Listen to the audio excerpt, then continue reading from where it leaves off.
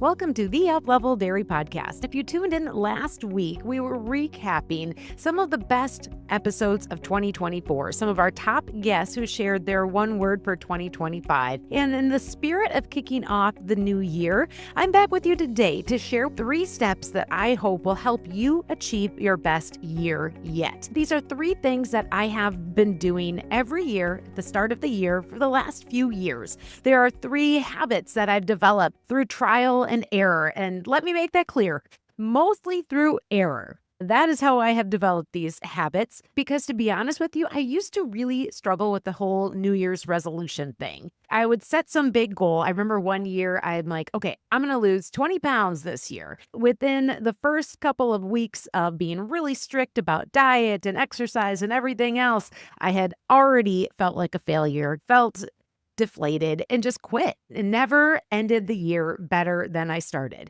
Well, it was things like that that happened over and over again that forced me to really decide that I want to develop better habits to start off each year so I can end December 31st better than I was on January 1st. And what I realized was one of the things that was really getting in the way of helping me be that better version of myself each year was the fact that I was picking goals that didn't really excite me. They weren't really aligned with the things that I actually wanted or the purpose that I was feeling called to. And so I want to help you today to take a few notes from things that I've learned the hard way with these 3 things that I now do to kick off every new year. And I'm going to share these with you today right here on the Up Level Dairy Podcast so that you can hopefully grab a few nuggets and make 2025 your best year yet.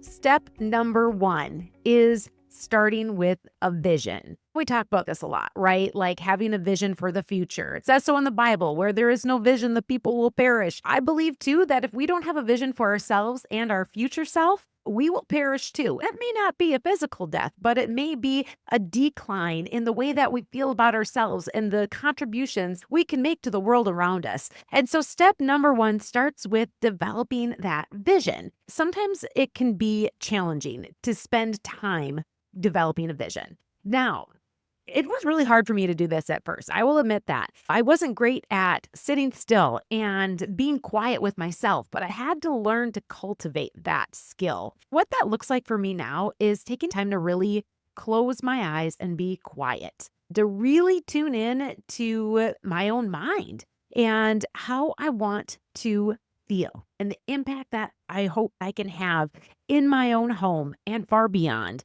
That's the challenge I'm going to put on you right now in creating a vision. Close your eyes or make time where you can have some quiet time and close your eyes and ask yourself this question. How do you want to feel on December 31st, 2025?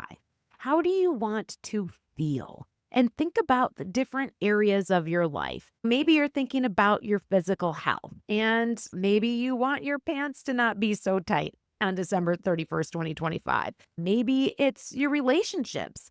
Think about who you want to be with on December 31st, 2025, and how you would want them to describe you. What kind of person do you have to be for that to happen? Think about your finances. What do you want your bank account to look like? And how do you feel about that? Think about your spiritual connections. Maybe that's an area that you're looking to improve. How about the way you handle your emotions and your interactions with other people? These are all things to just sit and think about. How do you want to feel about these areas of your life? Maybe there's some other ones that come up for you, but how do you want to feel? What does it look like to be that person that has those feelings? It goes back to a question I ask a lot on Up Level Dairy Podcast. What does success look like to you? And it's really comes back to articulating, how do you want to feel when you're going about your day and doing the things? Because here's the thing, you can achieve a high level of success, but not be satisfied. So what does it take to feel satisfied at the end of the day? And what's it going to take for you to feel satisfied with your progress at the end of the year? And so I want you to write these things down. If you are a journaler, go for it. If you've struggled to sit down and write your feelings in a journal, I totally understand that. But set a timer, 5 minutes. Can you do it for just 5 minutes? Try it. So when we talk about writing down that vision, some people are going to do it in a big fancy vision board that's all color coded and took hours and a whole afternoon to make. I simplify it. I make it really easy for myself and I put together what I call a vision book. And it's just a little blank notebook that it's not pretty, it's not perfect. It's a little bit messy, but that's okay because done is better than perfect for this one. But it is clips of pictures and words of the things that I want to bring into my own life in the next year. And each page represents something that means something to me. For example, I'll show you. This is my little book right here. And the first page on the inside is Proverbs 31. A couple excerpts from there that I feel very connected to. That's the Proverbs 31 woman, if you ever read that verse. Right next to that are my priorities, my family, and my marriage. The rest of the pages are filled in with more specific goals for my health and fitness and for this podcast and for the ways that I hope to impact the people that I serve, things that we want to do as a family and with our kids. And that's what this little book is. This is my vision book. It's not fancy and it's not perfect, but you know what? It helps me reconnect with that picture in my mind every single morning of what I want to create and how I want to be better in 2025. And so that is step number one, creating that vision and then doing something about it, writing it down, making a vision board, making a simple little vision book, but just something to keep it fresh and in front of you. Now, step number two, once you have that vision, we got to think about how we're going to make it happen. Here's another place where I've gotten tripped up in the past when it comes to goal setting. I used to feel like I had to add so much more to my life and schedule to accomplish something amazing on my goal list. What I've realized is that before you can add, you got to subtract. And so that's what step number two is all about. It's about subtracting, actually fasting. This is something I have been doing for the first month of the year, every year for several years now. It's choosing something to fast. My church does this as a 21-day fast, and they always encourage us to look at what's a bad habit you have. What is a stronghold in your life that you want to break? It reminds me a lot of when Tommy Ursh has been on the podcast before talking about 75 hard and how for him, giving up alcohol for those 75 days was transformational because it made him realize that alcohol was something that as a leader, he and a lot of other people would often use as a coping tool. And that was something that when he fasted, it made him realize that and it helped him to break that stronghold. Here are a few things that I have fasted or know other people have fasted in a 21-day fast at the beginning of the year. For one, social media. I've gone completely off social media before for those first 21 days. I've also, through the process of fasting over the last several years, adapted a habit of setting timers on my phone for when my apps are available for notifications and things like that. So I have almost every app on my phone turned off at 6 p.m. and doesn't come back on until 7 a.m. It really is one step that is a result of fasting that revealed to me that was something that I did not need in my life and at my fingertips all the time because it was taking me away from doing the things that I knew I should be doing to get to where I wanted to be. So that is a huge one, social media and the mindless scrolling that can come from that. One year, I also gave up watching TV in the evening because I realized that was time I could have been more present or productive in some way. I've also made some diet changes through fasting. This year, for my 21-day fast, I'm giving up chocolate for the next 21 days because I developed a habit with chocolate over the Christmas season, and it's not helping me achieve my goals in 2025. So we're going to have a little fast of chocolate right now. And I think that's going to help me reframe and refocus on the person I want to be at the end of 2025. And I know other people that have given up shopping or excess spending. I know people that have given up soda. I know people that have given up coffee. However, I will admit that I am not ready to be one of those people. I'm going to continue to drink my coffee because I do believe that the world is a better place when I drink my coffee. But these are all things that we might realize that when we give something up, subtract something from our life, it actually makes more room for the things that we can do to end 2025 better than we started. And so that leads to step number 3. What can we add in? So when you take something out, you have more margin, you have more room to add something in. What I would encourage you to add is a little bit of reading, a book that you can read or listen to, whichever method you prefer, consistently for 10 minutes a day. And you can choose something that's going to be in alignment with that vision of how you want to feel at the end of 2025. And so, what is that for you? You revisit that clear vision and say, what's the one thing that I could learn from, grow from, gain from if I focus on this consistently for just 10 minutes a day for a period of time?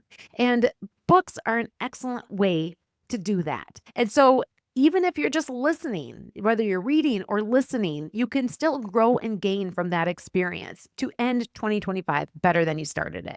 I made a little list of some books that have been recommended here on the Uplevel Dairy podcast. And in fact, a couple of them have been recommended more than once.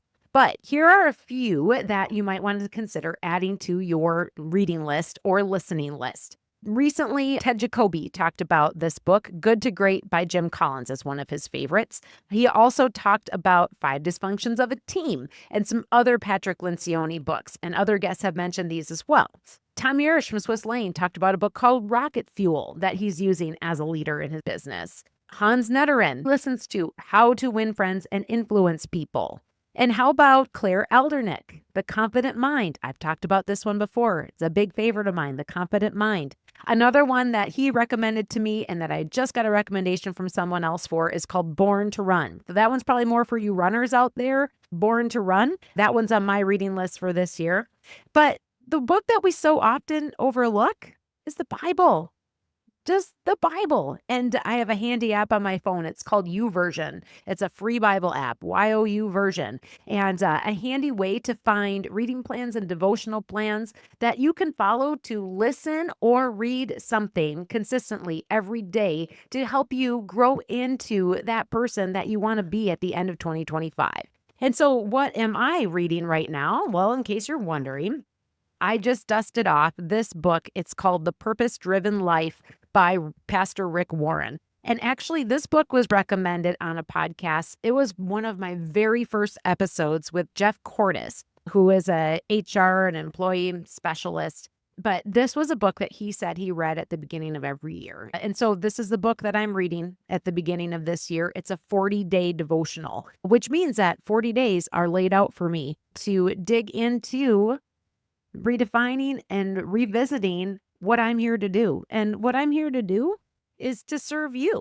And so these are the things that I hope by sharing that you can gain from, grow from, and that you can be a better version of yourself on December 31st, 2025 than you are on January 1st, 2025. So just to recap one more time, here are the steps in your best year yet in 2025. Step number 1, start with that vision. Have it clear in your mind of how you want to feel at the end of this year. Think about it, embody it. What do you see? How do you feel? Who are you with? Not just how does it look? What do you see in your mind? But what do you feel when you think about the person you want to be on December 31st, 2025? And write it down. You can make a pretty board if you want to, but at the minimum, write it down on a piece of paper, pen to paper with your hand. That's how it connects to your brain. Or do what I do, make a little notebook that is enough for you to pick up every day and remind yourself of what you're doing so that you can keep working towards those goals. Number 2, take out the trash, subtract fast. Take something out of your life that will allow you to get closer to the person you want to become.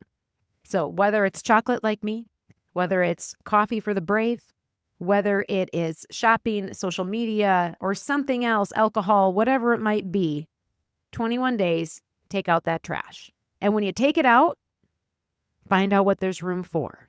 There is a room for something that will feed your mind, that you can listen to or that you can read, that will fill you with a portion that is good for the future version of yourself. Check out some of the books that we've talked about right here on the Uplevel Dairy podcast. Listen to a few of these Uplevel Dairy podcasts with some of the awesome guests that we have if you want a little bit of that inspiration from people that you admire and aspire to be more like. And so do these 3 things: vision, fast, and add in something that's good for the future version of yourself. My hope and prayer is that if you want to be a little bit better on December 31st, 2025 than you are today, this will help get you there. I would love to know if you're taking any of these steps and put them into action. So if you are making a little vision list, book, or a board, if you are fasting something, if you are reading or listening to something, send me a DM and let me know what you are doing so that you are making 2025 your best year yet. I'm Peggy Coffeen, and thanks for listening to the Uplevel Dairy Podcast. Make sure you head over to upleveldairy.com where you can join our email list, and then that makes sure that every new episode gets right in your inbox. Have a great 2025.